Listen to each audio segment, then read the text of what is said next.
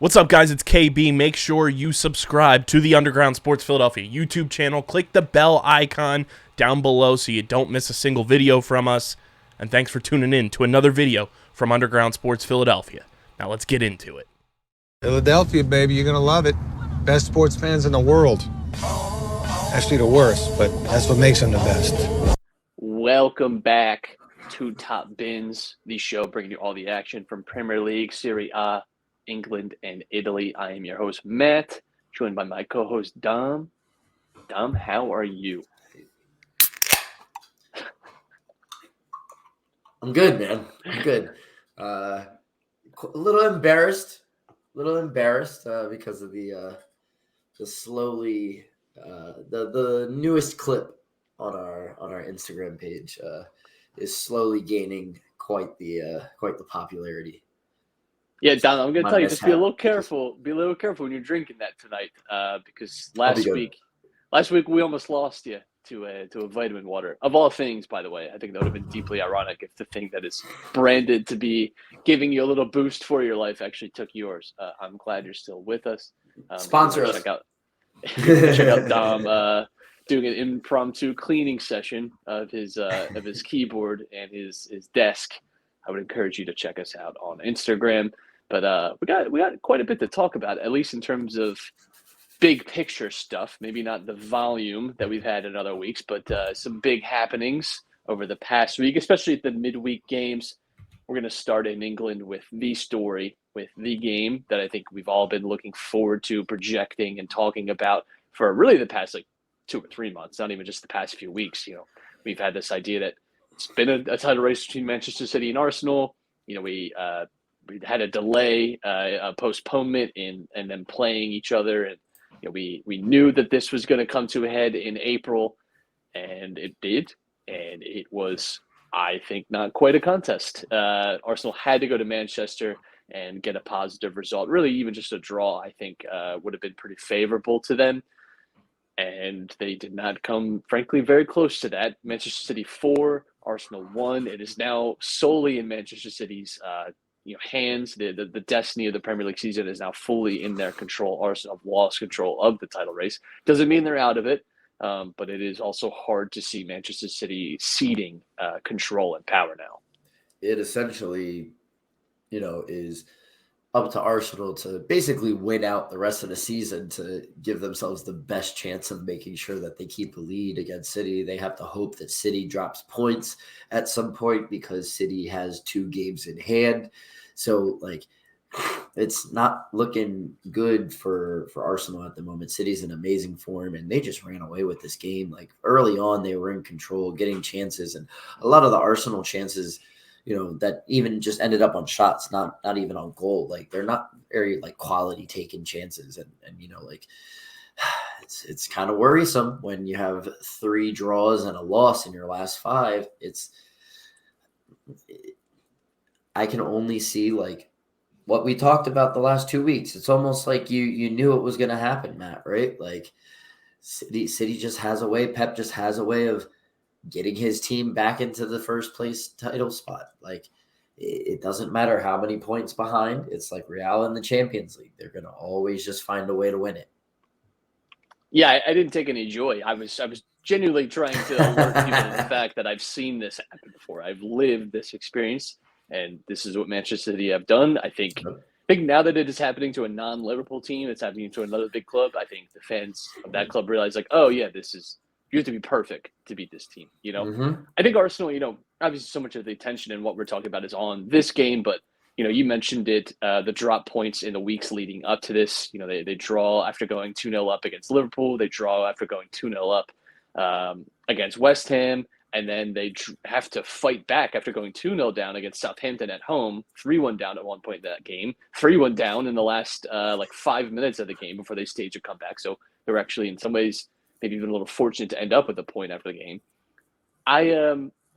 It's hard to say, right? I think the biggest separator is just the fact, and we've mentioned that City, a large core of this team, have been a part of those title races in the past seasons, and there just is a component to knowing how to navigate those big pressure games, and the build up to those games is much different now And I think you saw that very much in the Manchester City Arsenal game, where I thought it was over within 5 minutes, because just you could tell by the attitude and the body language and the way players were moving towards and away from the ball on both sides. I just, it was to me like they are not here for this game. Like there's a definitely a stratosphere that City are on that Arsenal are not on. And so, and that's been the case when they played all season, by the way, too. It's not been hugely competitive when these two teams have played each other. City have won every fair. In fact, City have won the last 12 Premier League meetings between these two teams. So it has been a really one-way street all the way. If I'm an Arsenal fan, I'm maybe a little frustrated walking away from this game, just in terms of the competitiveness on it. It's one thing to go to Etihad and lose, but to lose in that manner, I think stings just a little bit more. I think the perspective should also be that no one expected Arsenal to be in this situation at the beginning of the season. It's hard to say that when you're in the middle of the titles, but well, didn't think we were going to be here to begin with. But it is the truth. I do think, they technically actually confirmed Champions League qualification because Brighton lost. So that was their goal coming into the year. They've achieved that goal. The title is not completely dead. They still have an opportunity technically. How likely that is, let's be real. I'm not totally convinced, but I do think you think about this season pretty positively still if you're an Arsenal fan. Yeah. I mean, it does kind of sting a bit for like longtime Arsenal fans, because they've seen this happen to them multiple times, like in the 2000s to United.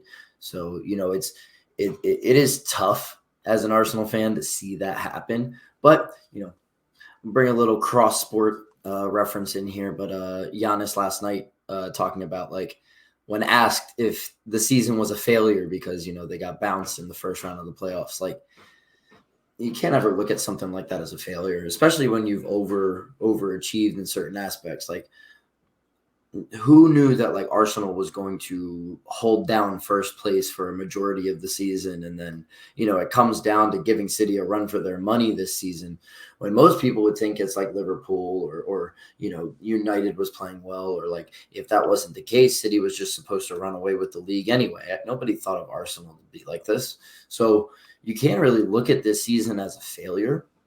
However, it does sting a little bit for the older Arsenal fans. Like the younger generation doesn't like know that kind of feeling. It's always been like kind of just mediocre Arsenal their whole life. So they're absolutely buzzing. They love this. They're not going to give up until, the fat lady sings and they see that City ends up, just overtaking their form. They're in, like you said, they're in a different stratosphere.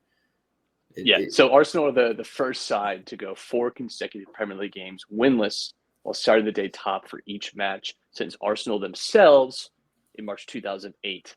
That's from Off the Joe. Everyone kind of remembers, I think, that collapse at the 07-08 title. What they thought was going to be a title season. And, that's, you talk about fading down the stretch. I think they had a really, really bad finish to that season after that, too. And, they obviously had some key injuries to hit, unfortunately for them. But, yeah, it does it is what it is, I think, for Arsenal now. I think they've reserved themselves to the fact that maybe the title isn't on, but, there's a lot to be positive about. Within this game, Erling Haaland moves past Salah. He now has the Premier League single-season goal record. There's some other, like, English domestic leagues because, it wasn't always the Premier League. Of course, you used to just be the top flight or whatever.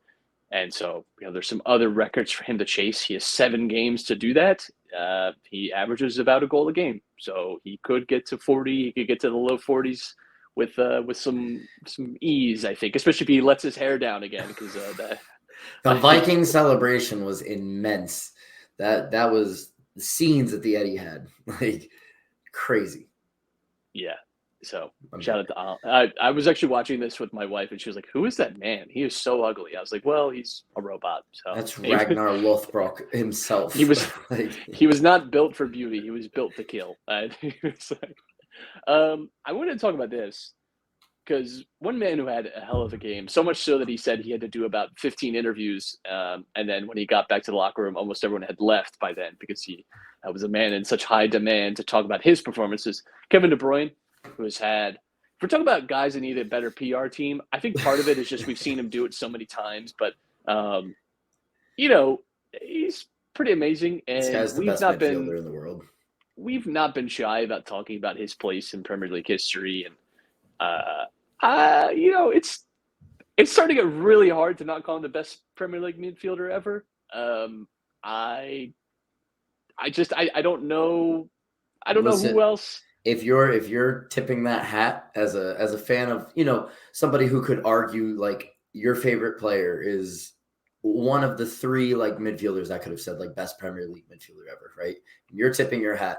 That says a lot. Like there aren't too many people that are at that level as Kevin De Bruyne. Just the way There he are can three pick out players. passes, There are the three way he players can that score. immediately come to mind when it comes to like best midfielders in the Premier League era.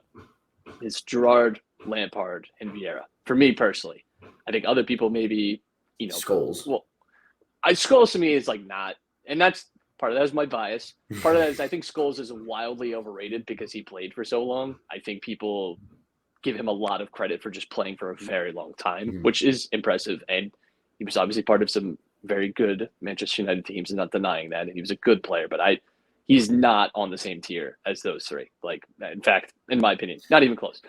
Kevin De Bruyne, however, is. And by the way, he's on 16 assists. Premier League record is 20. 7 games to go. I just think and the thing about De Bruyne is too is that he really does have a knack in big games of coming up with big performances. This is not the first time that he has been in a title clinching match or deciding match or a big domestic game, and he has come up in big moments. He has done that time and time again for Manchester City. You talk about just like, achievements. I mean, this is a guy that probably is going to be Player of the Year this year, but he's already won 2 of them, which is not easy to do as a midfielder.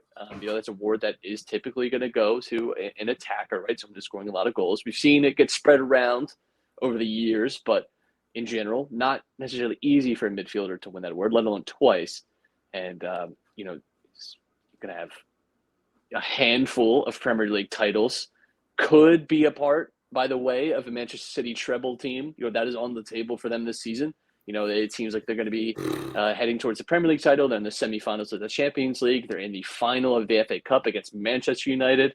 I was texting with one of my Manchester United friends, and I was saying how funny would it be if, you have the opportunity now to at least help stop them win their trouble, just keep them to a Premier League and Champions League double. I can only imagine what he said about that. He was like, I didn't even think of that. And I feel bad that I introduced that pain into his life. But I just, and he's 31. I think he's still got probably like 2 or 3 years left of like good Kevin De Bruyne. I mean, you look at what Luka Modric is doing. It's like maybe you got 7 years left. Who knows? But I have a question for you, though.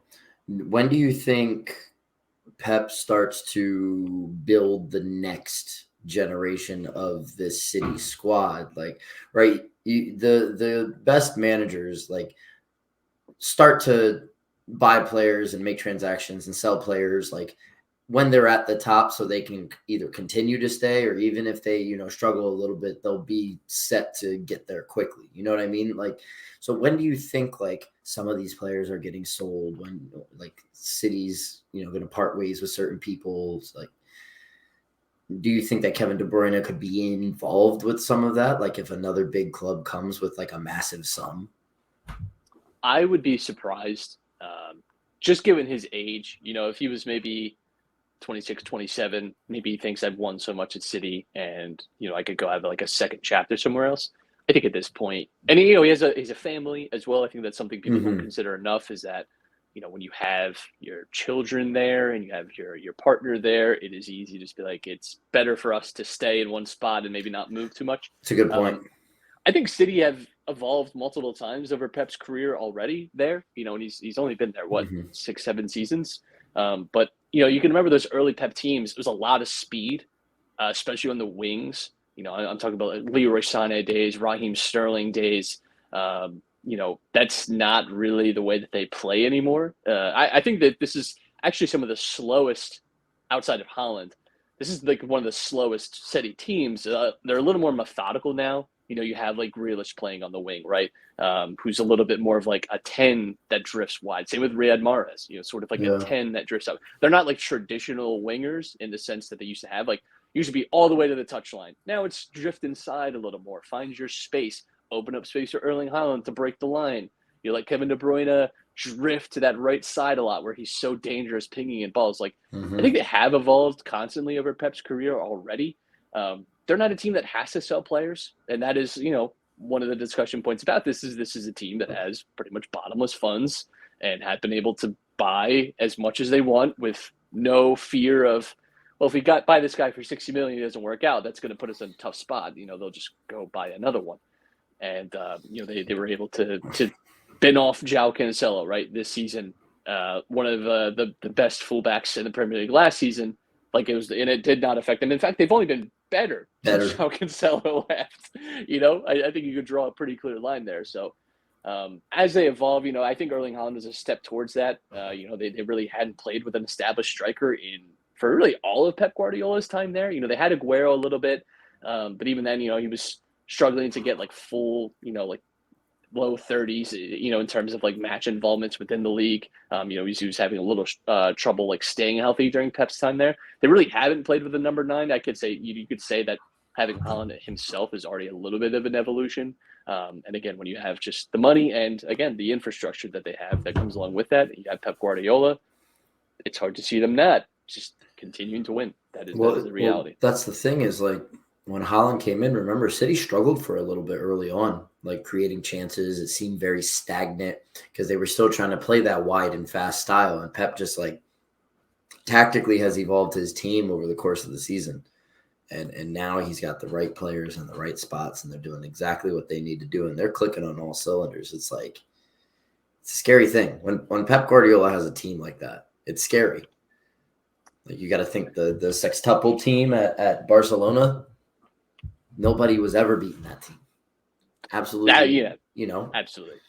So like when Pep's got a team of high quality players, you've got Kevin De Bruyne, who's the best midfielder in the world, and a supporting cast and probably the hottest number 9 in world football as well right now. How are they going to lose? It's still like I still think ultimately, Champions League is their ultimate goal, whether they say that or not. I still think it has to be. I still think that has to be. And the Champions League, why it's so hard to win is because you're playing the very best and the margins are very thin. It doesn't matter how great of a team you are. I think you could say in a lot of years with the Champions League that not necessarily the best team wins it, right? Like there are definitely years where like it feels like a very good team maybe bounces early because of a bad matchup. But then again, you have to win the games. You have to find your way through. You have to outlast your opponents in some ways. City have not been able to do that. They certainly seem like they're capable of doing that this year. The funny thing is, again, though, that they're coming up against the Black Magic Men themselves in Real Madrid. So we'll see how that pans out. But it does feel like City are hitting, Arsenal and City, I think, are just going opposite directions. Arsenal having kind of their worst run of the season. City are clearly shaping into form into their best. They've won 7 straight in the Premier League. The last time they've lost a game was February 5th. Like they have just been on a run. And not surprising. I'll just say, I'm not surprised by any of this. Let's look at the bottom of the table. Everton drop again. They lose to Newcastle in pretty bad fashion. And the trouble for them is Nottingham Forest got a pretty big win over Brighton, unexpected to my mind. Brighton helped Arsenal out by pushing into the Champions League, and they really didn't help Everton out by giving Nottingham Forest a little rope to pull themselves out of the relegation zone. We've talked a lot about the relegation battle and what that's looking like in the Premier League, and it continues to be a really, really tight affair. However, I think there are some teams we can start to cross off. Bournemouth with another win. It really seems like Bournemouth have just found a way to get themselves out of that spot. West Ham have gotten on a decent run. They got 2 wins in their last 5. It feels like they've separated themselves. There are 5 teams now that I think, and any 5 of these teams could go down, and I wouldn't be surprised. And I don't know that any of them necessarily deserve to be in the Premier League based off their performances this year. We've got Leeds and Nottingham Forest both sitting at 30. Leicester City with 29, Everton with 28, and bottom is Southampton with 24. It does feel like Southampton are drawing blank here and will be down to the Championship. But for Everton, not a great result. They play Leicester though. That is a massive game with massive implications for both clubs because relegation would not be kind to either Leicester or Everton. Both of those teams I think will be in a lot of trouble if they find themselves in the championship. And Leeds plays Bournemouth, and Forest plays Brentford. So there could be drop points for those two teams and help either Leicester or Everton get out of the relegation zone and make it a lot more tight. So it's definitely going to be interesting. Yeah, Everton, tough moment today. They've not looked like they've turned a corner in any way. They had a few decent results under Dyche, but have not been able to string any consistency together. And Leeds finally broke a little bit of a streak. They were back to conceding 4 or 5, 6 goals a game. They muted that down a little bit, but still a struggle for them. The bottom of the table is constantly a little bit of a revolving door. Today, we had Manchester United and Tottenham Hotspur, which is a really fun game. United were 2-0 up. Spurs come from behind to get a draw at least, which was a good turnaround from what was one of the most shocking games I've ever seen. Newcastle United were 5-0 up after 20 minutes, and it could have been more, and it could have been way worse as the game went on. It honestly, I've never seen two teams near the top of the table like that be so far apart in quality. I mean, it's just so rare. You see that occasionally in the top leagues, right, where a team near the top of the table plays a team near the bottom of the table, and you can just tell there's a gulf in quality. Maybe they caught them on a really bad day too. I don't know what happened with that Spurs implosion, but they lose Stellini after that game. They when you're firing the interim manager, if you already fired your real manager, I've never even seen scenes like that in Milan's banter era. That's crazy. That's nuts. That is tough. It is really tough. So they at least had some mental rebound today. I think that serves them well because they do have Liverpool at the weekend, and that's a big game, of course, for both teams. Spurs trying to find their self back in Europe at least. Liverpool, of course, also trying to get in Europe, even still trying to both these clubs are trying to hound down Champions League spots. Who knows if that'll end up happening? I don't personally see it, at least for Liverpool. So yeah, good for Spurs. At least it was one of the worst losses that they've had in a year of total crap, I think. And I think they'll have some big questions to answer in the summer though, because gotta say, they missed out on Champions League. There's been a lot of talk in the last few weeks about Harry Kane and his future.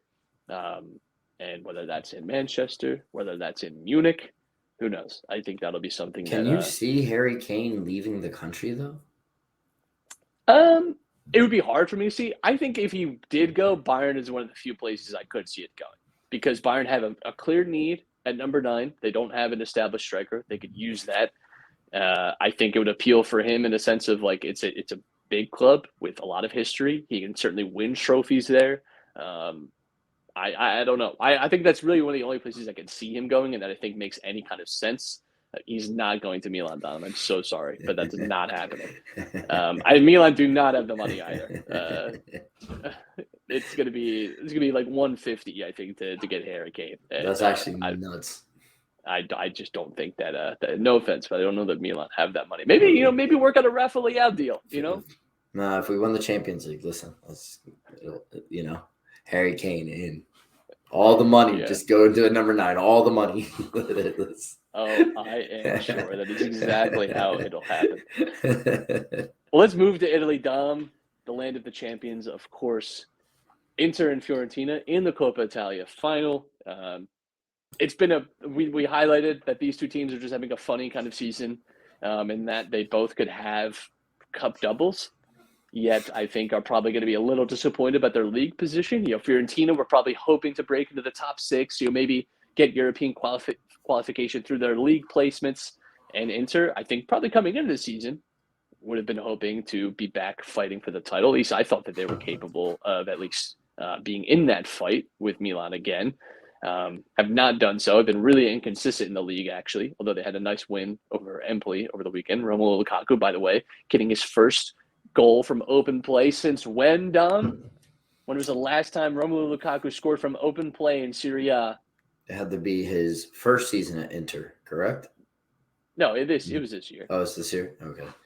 Just barely, but October. August. It was his first open play goal since August. I was being generous. Did have a double. Good for him. October, I think he was dealing with that injury. He had that injury in the lead up to the World Cup, which was a bit of a problem. But yeah, it's funny, just like I said, because both of these teams, I think, probably a little disappointed where they've been in the league, yet could have an amazing season. I think Inter could win the Coppa Italia 2 years running, could be in a Champions League final. No. Fiorentina. I'm just saying they could. Dovrei. Fiorentina could, they found themselves into the semifinals of the Europa Conference League, could be in a European final. That'd be a big step for them. We all want to see that happen.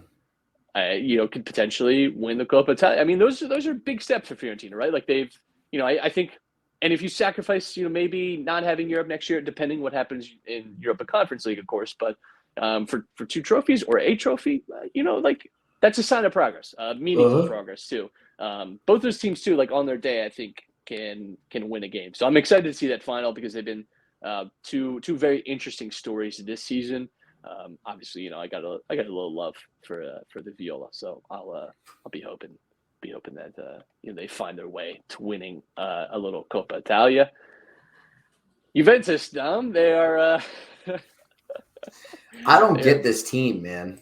They are back in the mix. They got their 15 points back. Yeah, but it's funny. They're back in the mix, but they lost their last 3 games.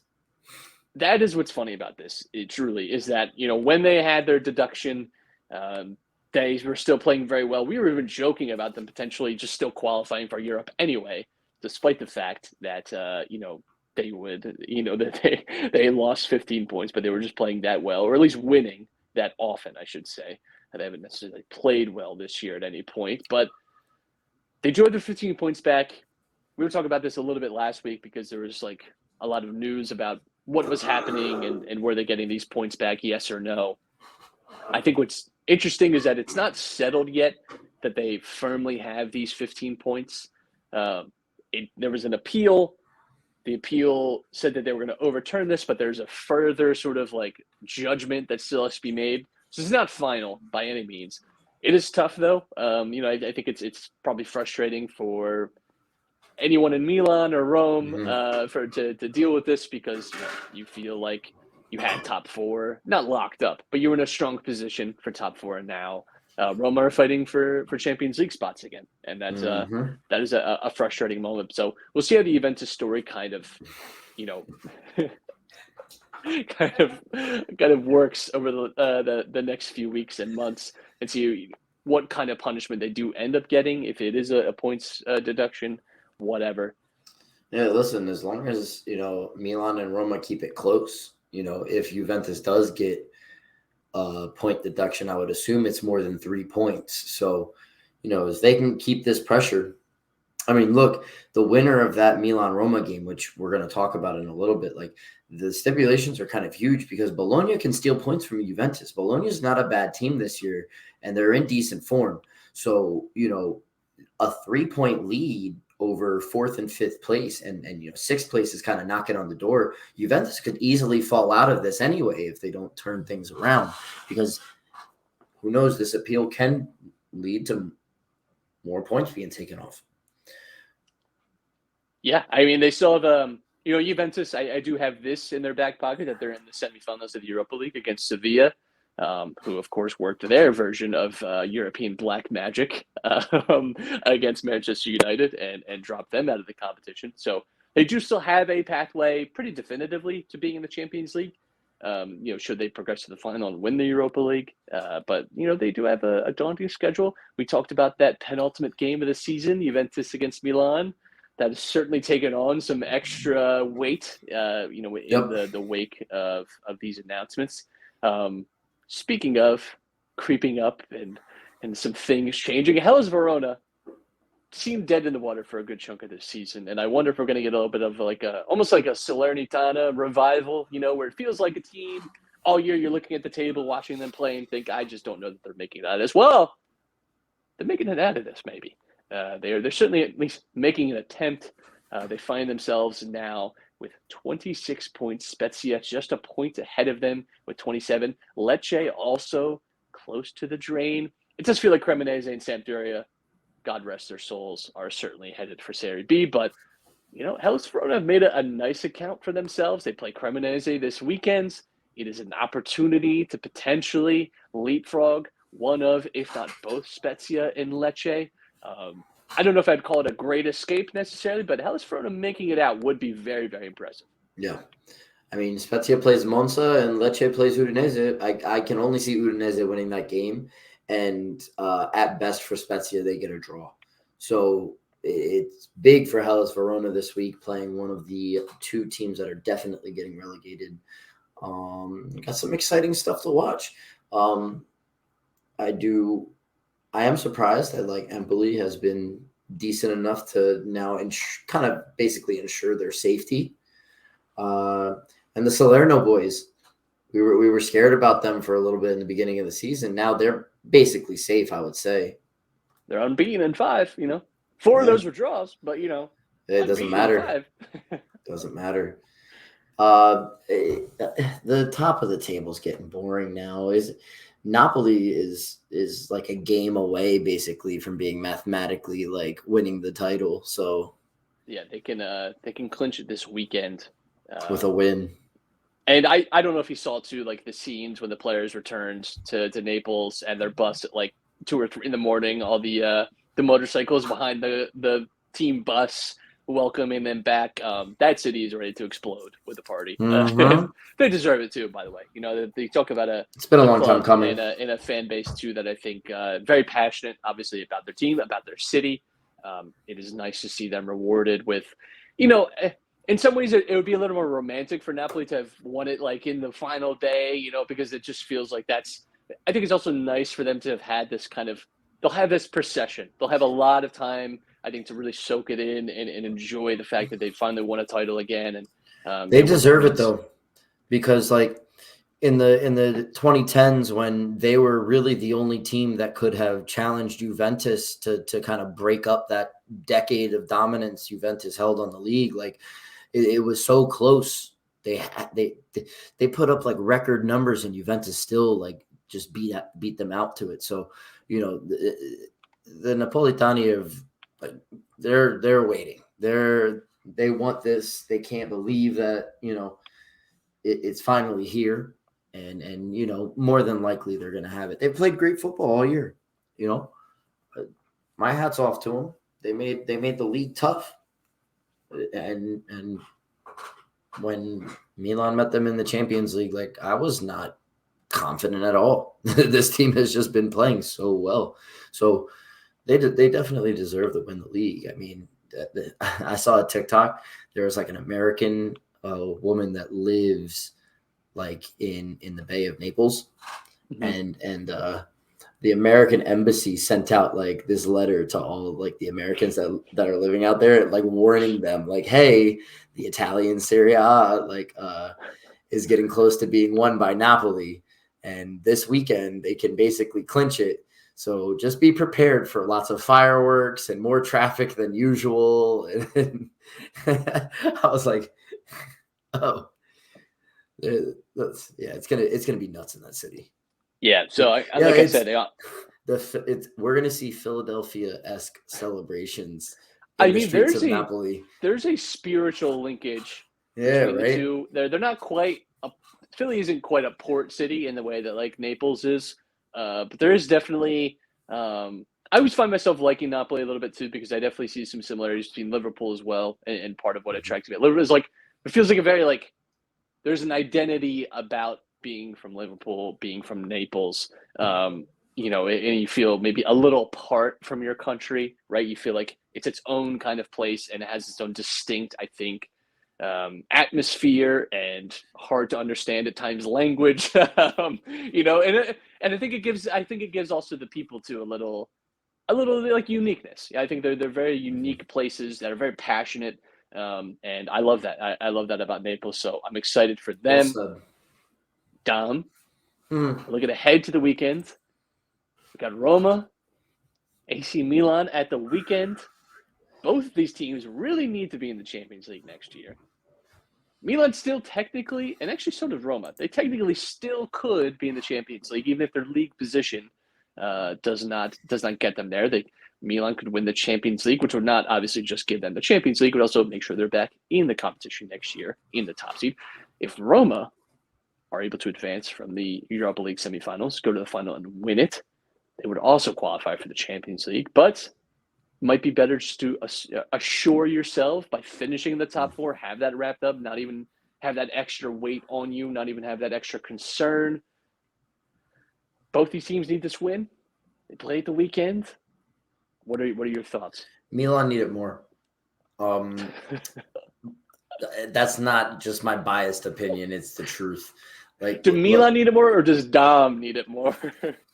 For my sanity, no. But I think, who does Roma play in their semifinal matchup? They play Leverkusen, right? Leverkusen. Xabi Alonso's Leverkusen, by the way. He's got them playing well. He's got them playing very well, yeah. But Xabi, what are you doing in like 3 years, 4 years? What are you doing? But yeah, like I think that they could get through Leverkusen, and it would be an all-Italian Europa League final would be kind of cool to see. And I do think that if Roma do get to the final, they're going to win the Europa League. So I think they have a better chance of getting it if they miss out on the Champions League spot in the league. Milan has a very tough task. Like, they have to play Inter. They just have not played well against Inter at all this season. Hakan Çalhanoğlu seems to come back and haunt them. He plays with a chip on his shoulder every time they play. And then even if Milan do get past Inter, you got to play either the most informed team in the world right now or the one with more championship, like the only team with more UEFA Champions League pedigree than Milan.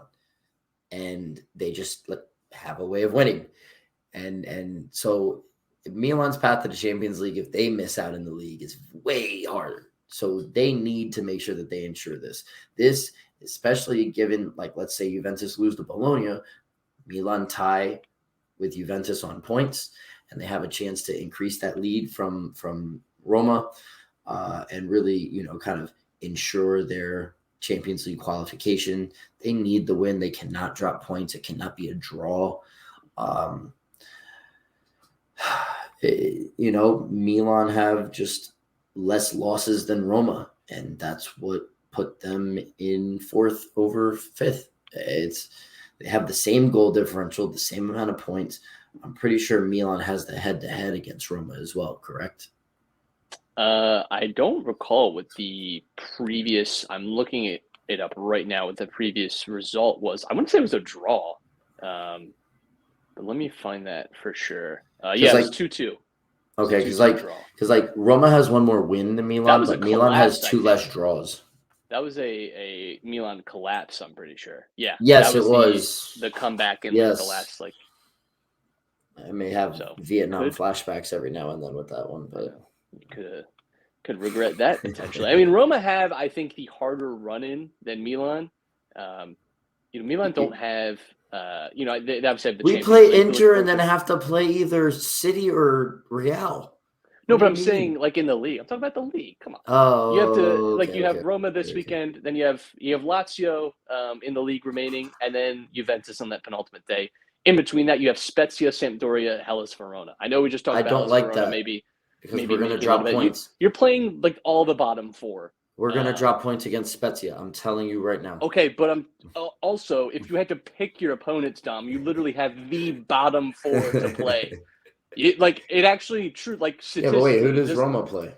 It statistically does not. Here's who Here's who Roma has remaining. They have Milan the weekend. Then they have Monza, then Inter, then Bologna, Salernitana, Fiorentina, Spezia. They have a much more challenging run than Milan. Yes. You cannot tell me. I know that. I'm not denying that. It's different when it's your own team and you like to get all crazy and we're never gonna win again. But you would literally play the bottom four. You cannot handpick You could not handpick a better run in a lot of ways. Like you have Meanwhile, we're also some playing challenges second in there, in the league, and we're playing third in the league. But okay, so Roma, what do you mean? Come on, son. I'm a negative. I'm a negative Nancy right now. You don't say. You do not say. That is surprising to hear. Let's look a little bit, just more generally, at what we got coming up this weekend. In England, we already talked about some big games to watch. Bournemouth versus Leeds, Manchester United versus Aston Villa. By the way, a game with some European stakes now with the way Aston Villa have been playing. They've found themselves now in the top six. So they'll be hoping to get some results in there. Liverpool against Tottenham, that's a big one. Always gives a lot of big moments and some goals. Those games, always a little bit of stuff to peel away with. And Leicester against Everton, that's obviously a big one when you consider the relegation battle. Arsenal versus Chelsea next Tuesday, a classic as it always is. Arsenal going to look to rebound and put some demons behind them by playing against a team that they have quite a few demons with. So that is not the best pick-me-up to have after potentially losing the title over the weekend.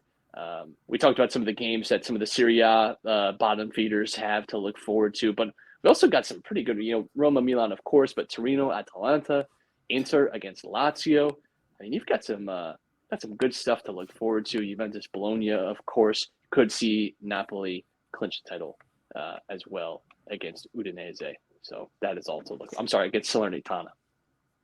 I would probably watch that match just to see the celebrations afterwards too.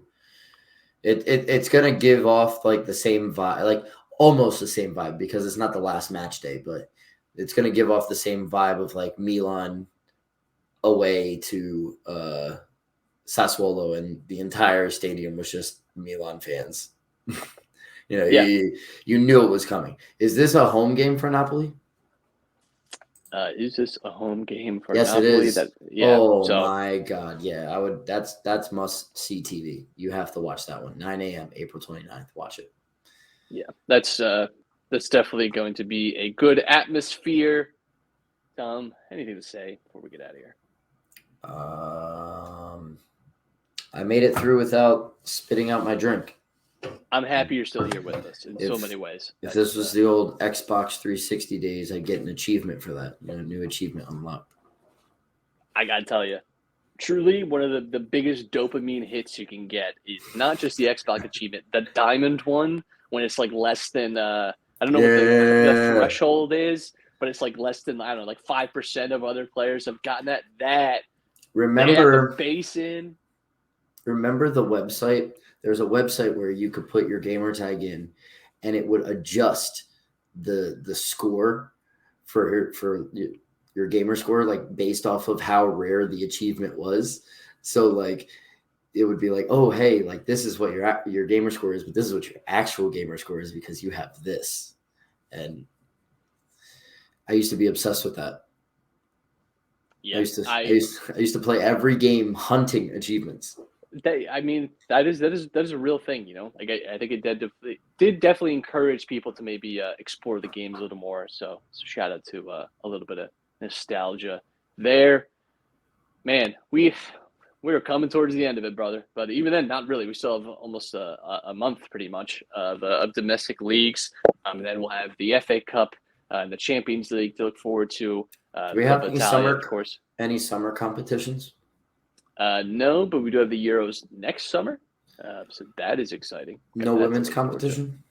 Actually, no, it is the Women's World Cup this summer, isn't it? Yeah, it is. The Women's World Cup is this summer, so we do have that to look forward to. I think that's also in – where is that? I want to say that's in England. It could be off my mind there, but I want to say that is in nope, never mind. Australia and New Zealand. What was it? So, the Euros. The women's so the Euros games are going to be in the early morning. Yeah. Late night, early morning games. Love it. Well, normally they'll do what they do for like the men's World Cup, where it might happen, but it gets like like TV broadcast at a different time, or like what they do with the Olympics in occasion. So yeah, looking forward to that. Looking forward to the U.S. where they end up, because I'm actually looking at the groups. Where are the U.S.? U.S. in Group E with the United States, Vietnam, Netherlands. That's a tough one. Netherlands is a very good women's team, and Portugal. No walkovers necessarily either, but that's the easiest group to navigate. But come on. So my last question, since we're on the topic of women's football, who do you think has more drama, the women's French national team or the men's French national team? Because like the women's side has murder for hire. Right now the women's you did have that whole scandal, and I think they have. It goes in cycles. I think the men's is more like, and this is I think a problem with some of the players in the women's French team is like image rights. They want to be able to kind of have say in who they're advertising for and what kind of cut they get, percentages and all that. I know it's one of Mbappe's kind of big landmark things that he's working on. There's something about the French national teams, both the men and the women, that always seems to attract some sort of not quite Bond tier plot, but like a straight to DVD kind of tier plot where it's like, how is this real? How is this real life? How are we really here? Looking forward to that. The French women's league's got some crazy shit too going on. PSG is like under investigation every other week. It's crazy. Well, the women's landscape is dominated by Barcelona, who just win constantly. I think this truly just an unreal team. We'll be back next week to wrap it all up, the weekend's action, what we got in store. Until then, we'll talk to you next time.